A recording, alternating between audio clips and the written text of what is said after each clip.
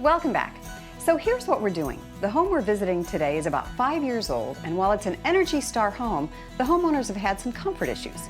So we're trying to get to the bottom of those issues. Several rooms aren't getting enough air.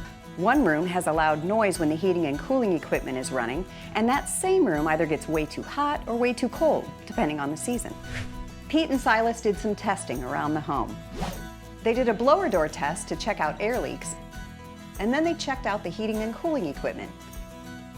And finally, they did some pressure testing in each of the rooms. So, Silas, what did you guys find out? From the blower door test, we found out that we really didn't need to focus on the air sealing or the insulation because the home was very tight. So we knew we could focus on the heating and cooling system. And so we started out by looking at the heating and cooling equipment itself, and everything checked out there. As we went through and did some airflow testing in the rooms, we did find that we had a stuck zone damper. So all of our instrumentation led us to believe that all the zones were operating properly, when in reality this zone damper was stuck closed, which was eliminating airflow to 3 bedrooms in the basement. It was something as simple as a switch? Something very simple, that's right. Wow, that's pretty lucky. It was really lucky, especially because we were about 2 minutes away from taking a claw hammer to the wall to find out if we had a disconnected duct. Oh my gosh. Well, you solved the problem in 3 rooms. We did. So the original reason that we got called was for the room with the really high airflow and the loud noise.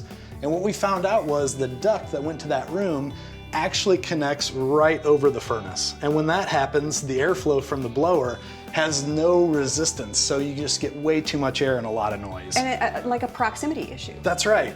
And the other issue is where that duct connects is not controllable by the zone dampers. So regardless of whether the basement or the main floor thermostat's calling for heat, that room's always getting heat blown into it. It's responding to every zone. That's right. So the great news is the solution to that, we can just take that duct completely out and seal it. Wait a minute, if you seal off that duct, is that room going to get any air at all? The good news is we've got a second duct into that room, and doing some air balancing, we can put just the right amount of air to make them toasty. I think the homeowner is going to be really happy with this. I hope so. Are these common problems in your homes? You know, it is. Little weird stuff like this seems to happen quite a bit, which is part of the reason that we get a lot of our phone calls from homes that are just a few years old. Okay. Well, what are the other steps we have to do? We're just going to go out and finish up by doing some air balancing. Okay.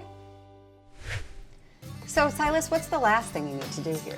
So after we've made all the repairs to the heating and cooling system, the last step that we want to take is to air balance.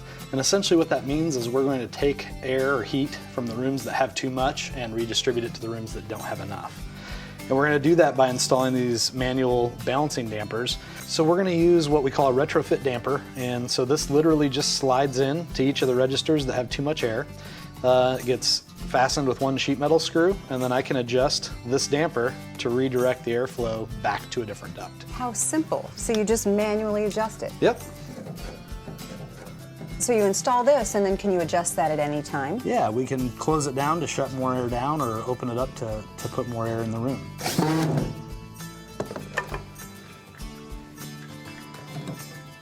Close it down, measure it. And we brought it down to just under 30 cubic feet per minute, which is what we're shooting for. Great. You know, all in all, these issues were pretty easily solved today, and I think the homeowner's going to find a lot of comfort in this. I think so too. We solved all of our comfort problems today, but we found an indoor air quality issue. We did? This is intriguing. Why don't you tell both Pete and I about it?